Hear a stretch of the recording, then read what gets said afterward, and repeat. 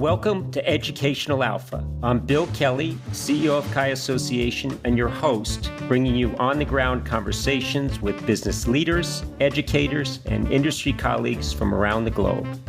Educational Alpha is sponsored by iCapital, the financial technology company with the mission to power the world's alternative investment marketplace. Part innovator, part educator, and part navigator of the alternatives industry, iCapital offers intuitive, scalable digital solutions that have transformed how private market and hedge fund investments are bought and sold.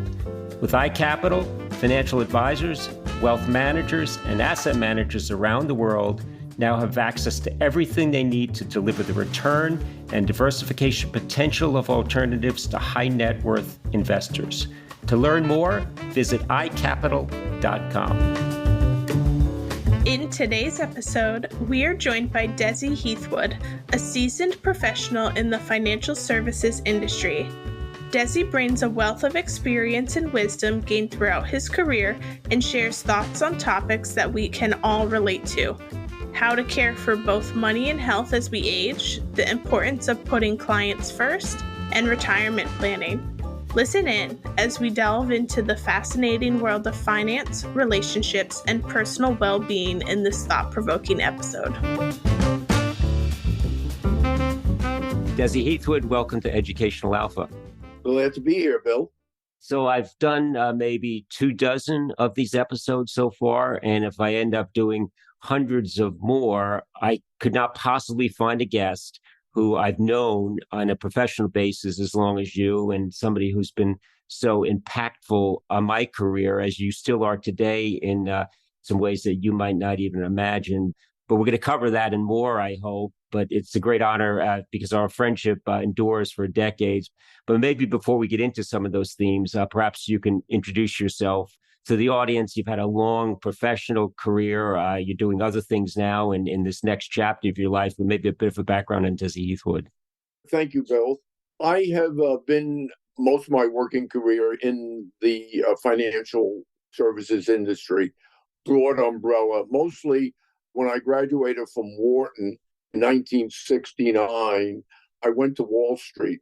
It was early on in Wall Street that I realized it wasn't really for me because it was so transactional oriented and that it didn't really get you a chance to have in my opinion, a long lasting relationship with your client base.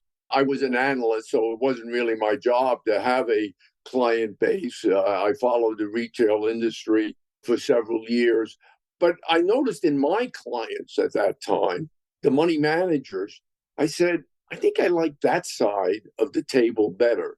They had fewer clients. The clients had entrusted the money to the money manager. They were very dependent on the success of the money manager. It wasn't just, let's do a transaction today and I might see you in 6 months. So that appealed to me a lot in the money management as opposed to the brokerage or Wall Street side. And to get into it, I had an opportunity to go to California.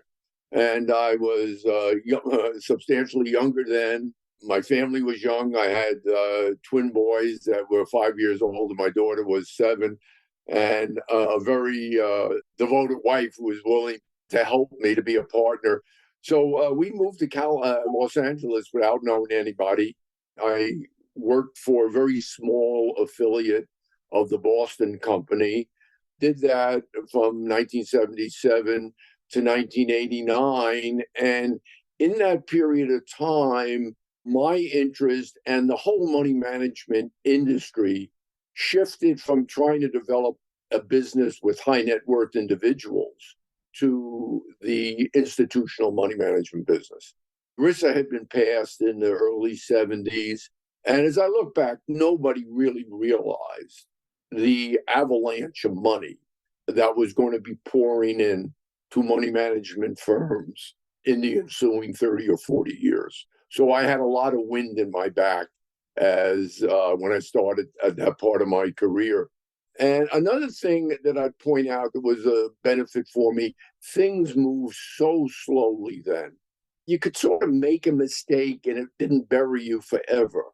And you sort of figured things out and the different aspects of money management and the whole idea of investment styles.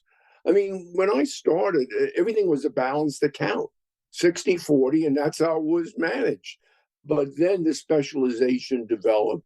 And fortunately, I had some success. This wind at my back. I had great people that I was working with. So the people in Boston eventually took notice and said, well, why don't you come back and head up the whole money management area for the Boston company? And that's when 1990, I came back to Boston, not really come back because I'd never lived there. And I started trying to build a large scale money management business, primarily institutional. And that led me to me. Bill has mentioned to me how he appreciates me as a mentor to him. And certainly that's very flattering. But I'll tell you, another thing that one should look for in life is somebody who works for you, who is hardworking, intelligent, and totally trustworthy. And when I went back to Boston, I found that individual in Bill Kelly, and he was a part of my career from 1990 to 2010 when I retired.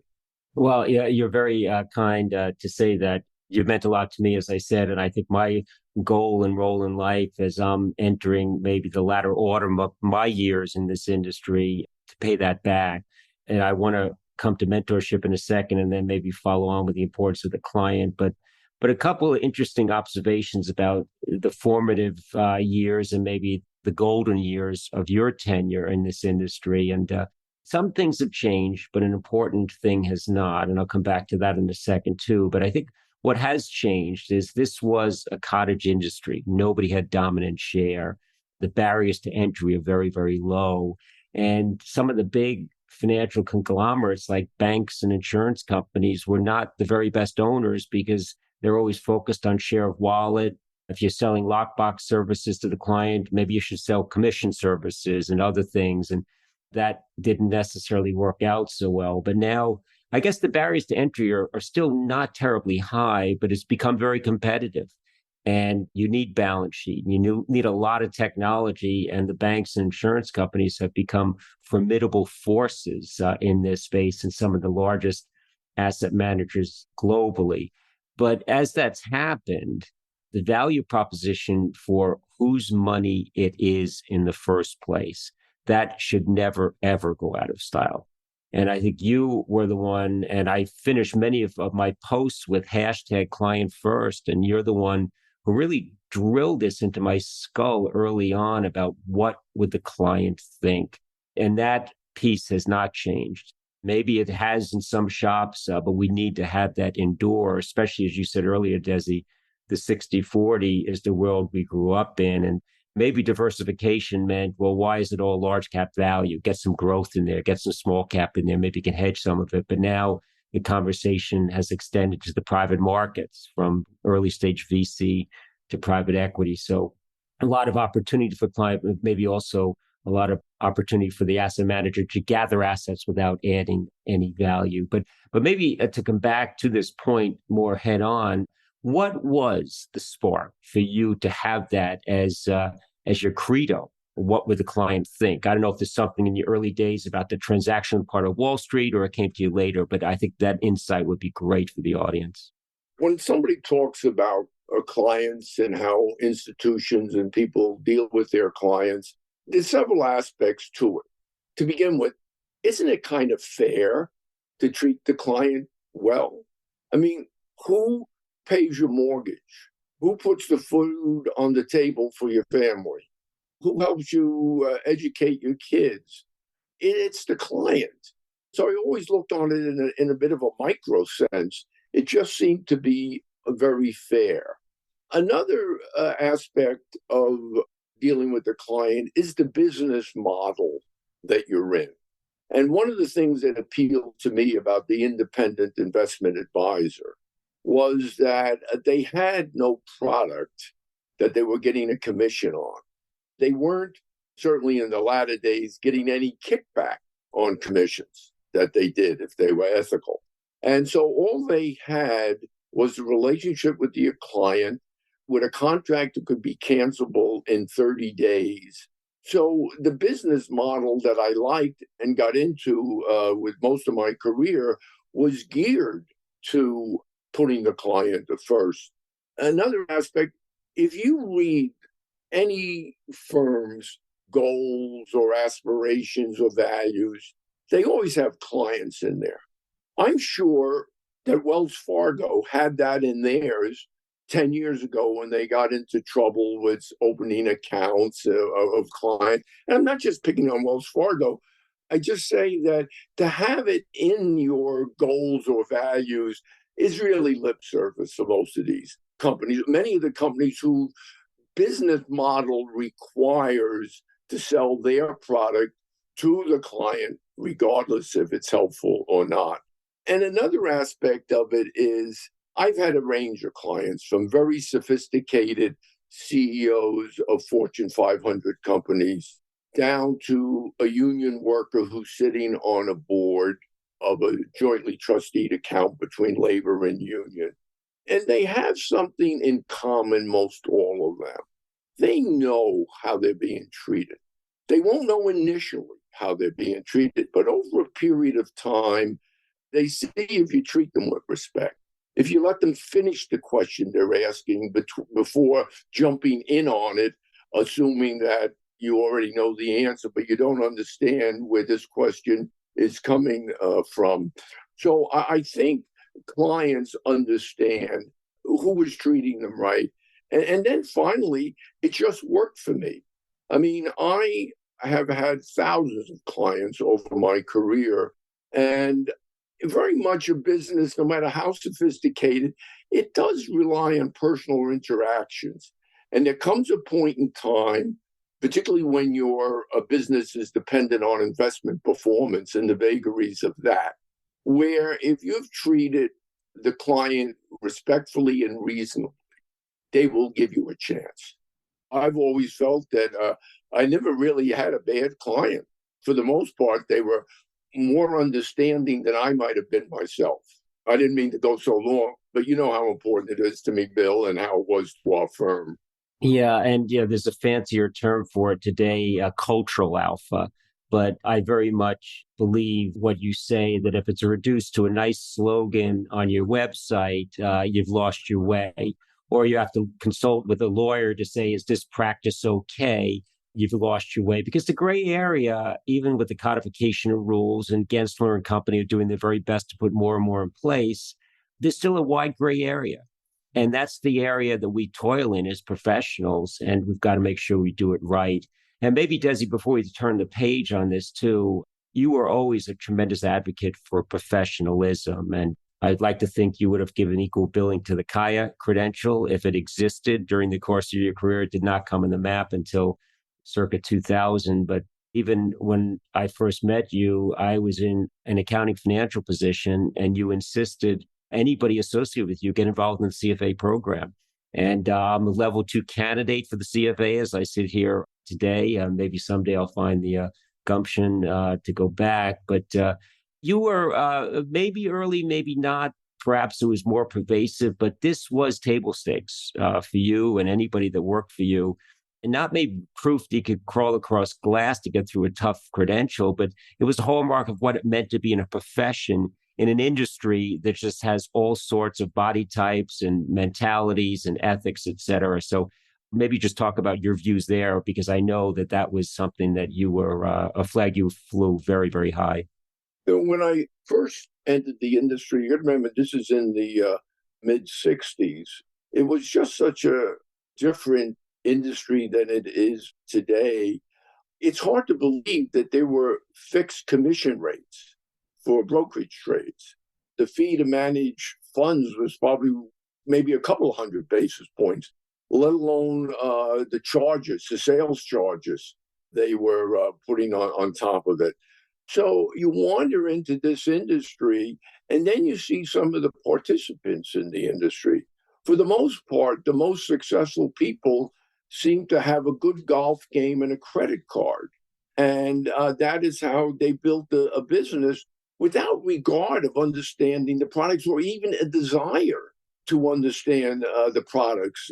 Their thing was get a client, do the transaction, and make a fee. And CFA was just beginning in those days. And I always felt that it was a minimum professional standard to be set. And that is why it was important to me to get it. And I tried to advocate it for the people that worked for me, no matter where in the industry they might have been, whether in more the financial area as opposed to the investment area like yourself. I will say, in fairness, I was fortunate in that the level of knowledge that they were looking for early on was really kind of basic. I remember studying some of the early exams, getting ready for my exams. And I think one of the questions was, what's the difference between a preferred stock and a common equity? Now, I see the questions that I ask, and my God, there's so much more demanding. Now, there were some tougher questions than that. So I think overall it is important to maintain these minimum standards. And the industry the products are so much more complex today, and the suitability of products and really the risks in products are how many times has the unintended consequence of some great product pop up in the middle of disaster, and clients really were totally unaware that now they had this risk, and usually it's the loss of principal. It's a tally that they have to pay. Yeah, and I know while you're not active in the industry, you are one of the most active investors. I know, not day trading, but very interested in opportunities out there. And I think being curious, asking questions, and if you don't understand either what you're buying or how it's being feed, you simply need to walk the other way. Because I know you have been active in some of the private equity offerings of various entities out there. And I still think there's opportunity, but I think your point about understanding what you're buying and representing the person on the other side does not have your interests to heart as much as you do. No matter how good they are, you care about your balance sheet more than they do. And that's just a fact. Yeah, for sure. So maybe a couple of things, and maybe turning the page and how to retire by not retiring, because life has seasons to them. And I think there are more than 4 of them. And hopefully whatever that last season lasts a good and long period of time. But I think when you go to make that decision to stop working full time, if you've been very, very successful, maybe you do it in your 40s or 50s, but you better have a plan in place, and a damn good one, because you got a lot of living in front of you. And your golf game or tennis game or sitting on the couch watching Netflix gets old very, very quickly. So maybe talk about, you've had a variety of interests, and one that I know firsthand is your health. And I know you and I both know a couple of very close friends that are going through some challenges right now. And some of that's just bad luck or hereditary challenges with things like cancer. And that can't be helped. But some of this is in our control. And if you want to not only live, but live in a viable way into your 80s and 90s, you can't start thinking about that at 79 and a half. So you've had a lot of interest to keep your mind active and sharp. Health and healthcare has been a tremendous thing that you've invested in personally and your family balance sheet. And maybe just to underscore how important this is and what it's meant as you are in your 9th decade. There's many aspects to this as well. When I was getting near retirement, when I retired in my late 60s, I was told that at 65, that the odds were that either my wife or I would live to be 95. I mean, that was just a shock to me, because as you're young, and I consider you young, Bill, you don't think of the end of life, but my God, 95. I mean, that was ancient. And then another thing, when I picked the place that I was going to spend the winters in, I happened to pick Palm Beach. Palm Beach is, as somebody once said, if you ever think you're old or rich, go to Palm Beach, you'll be neither. Because the definitions of rich and age down there are off the charts. one of the things I developed in retirement was I wanted to play bridge. I learned it early in high school, but never really spent much time at it. So I play a lot of bridge. I play regularly with people that are in their 90s. And a couple of years ago, I played against two men that were each 100. So when you're getting older and looking at retirement, you've got to look a long way down the runway because you've got a long way yet to go. Now, some about how you're going to handle it is a function of, if I could keep the analogy going, the cards you're dealt. Your marital status, your health status to begin with, your financial status, the geography of where you live. These things all fall into place. But as anybody will tell you, particularly as they get to my age, that health is the bottom line. It's how you wake up and how you go to bed. I was fortunate in that it struck me early that you're on a crossroads. You're either going to go down and be the jolly, slow-moving, heavy-set, heavy-drinking guy, or you're going to put this as a priority in your life. And in both homes that I have a gym. And to have a gym in one's house, somebody asked me where you should spend your money. I'd say, build yourself a gym in your house. And you can do this at reasonable cost. Of course, nothing in Palm Beach is reasonable. And you don't need to have all the equipment in the world, but the equipment is really relatively inexpensive. And you get all the videos.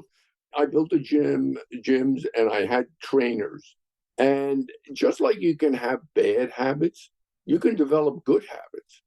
And like if I don't work out in the course of a week or a couple of days, I feel like I haven't shaven, I haven't brushed. I just feel I don't feel right. So that has helped me a lot. And along with that is your diet.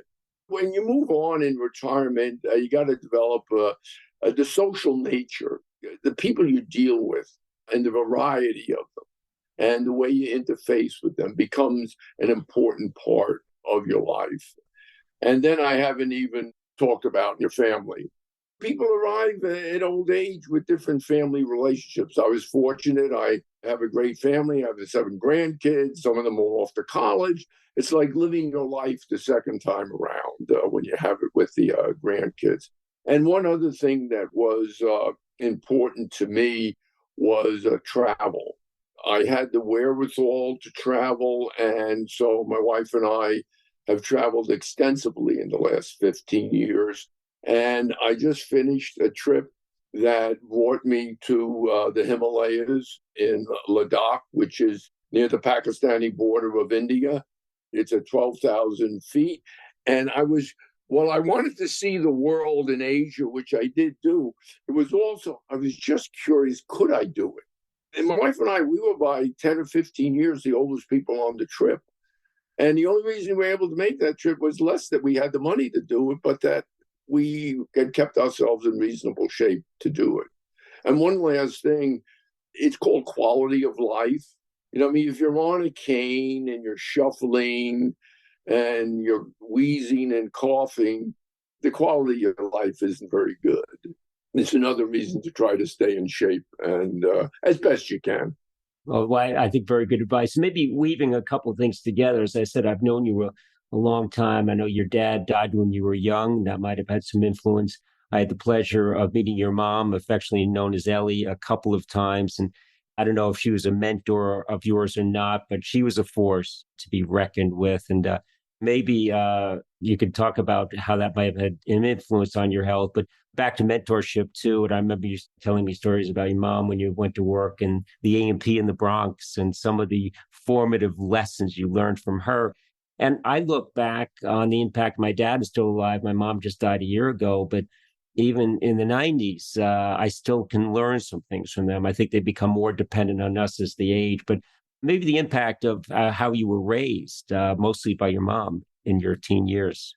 A big thing, when people ask me about my background, I guess I always started with my parents were immigrants. They were born in Northern Ireland, and in the 1920s, they partitioned Northern Ireland from the South. And they were Catholics in Northern Ireland, which was really a bad spot to be. turned out the subsequent history of the Troubles and everything, even in the 70s and 80s, they felt there was no opportunity there.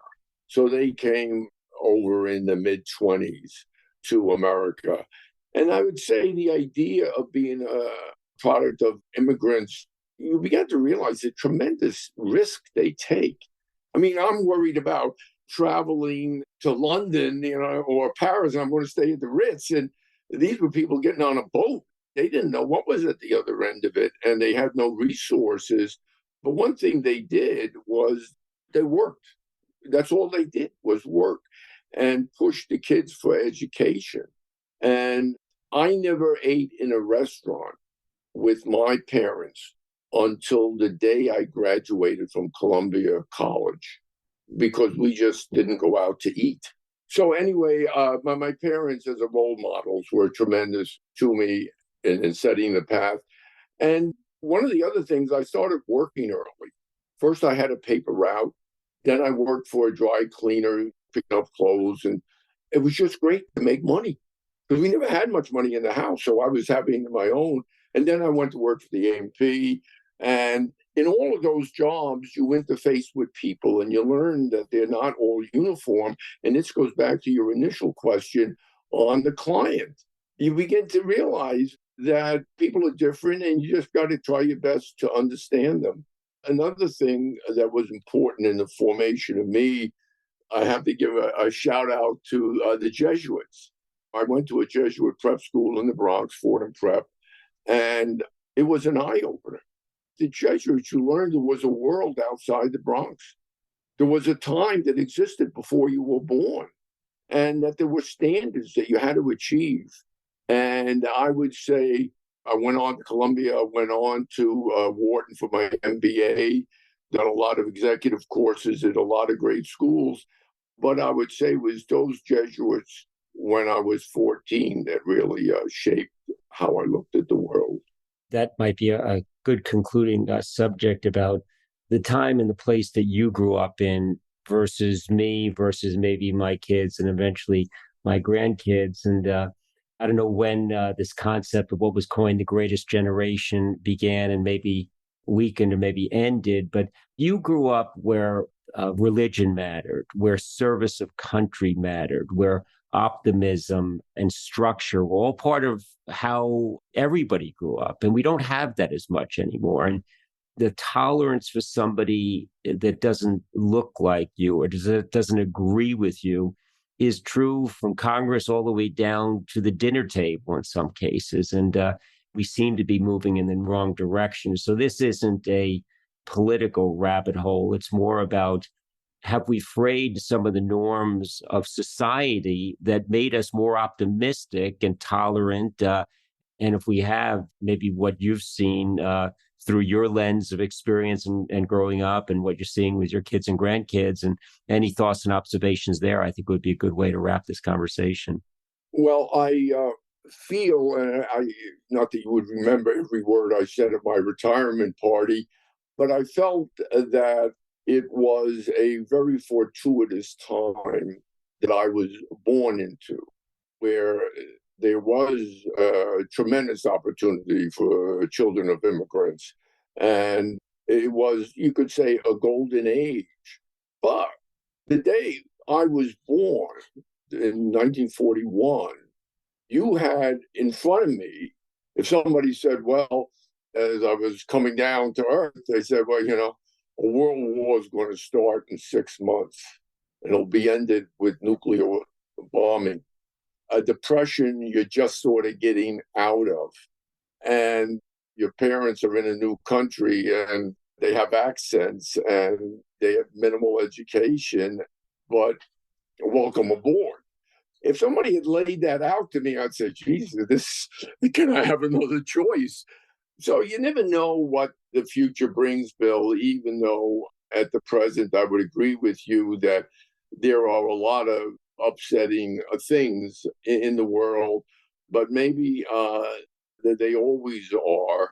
And I guess maybe not all your audience, but at least to be trying to meet the future while being in America is a good head start.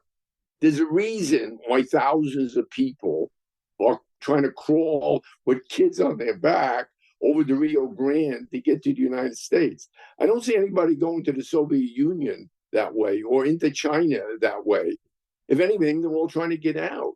So I try to remember my own experience and believe that people younger than me, and I'm certainly by now they're a lot smarter, that they will figure out the issues that have to be addressed. Well, I said at the beginning of that question that your generation, one of the hallmarks was optimism. And I think that's a very positive and optimistic statement that I'm going to take at face value, because I think even in investing, the short to medium term doesn't really matter. And I could ask you where you think the market's going to finish up at the end of this year. And there's only a few more months. How wrong could you be? It doesn't matter. Do you believe in the longer term and the economic outlook and the power of the U.S. and all it's been able to accomplish? Then I think that's a very different discussion. So I think it gets back to reorienting our views over the long term. So we'll leave it there, Desi. It's you're very kind to indulge me at this age and stage of your life, but rest assured, we can still learn a lot from your experiences. I did throughout the course of my career.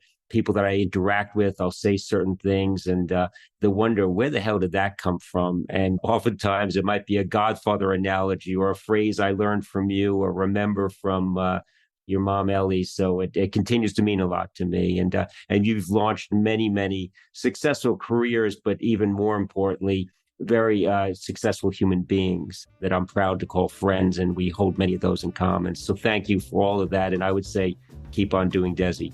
Thank you very much, Bo. Pleasure to be working with you again. Take care now. Thank you for listening to Educational Alpha. I'm your host, Bill Kelly. Learn more about the CAIA Association and subscribe to the show at caia.org. That's CAIA.org.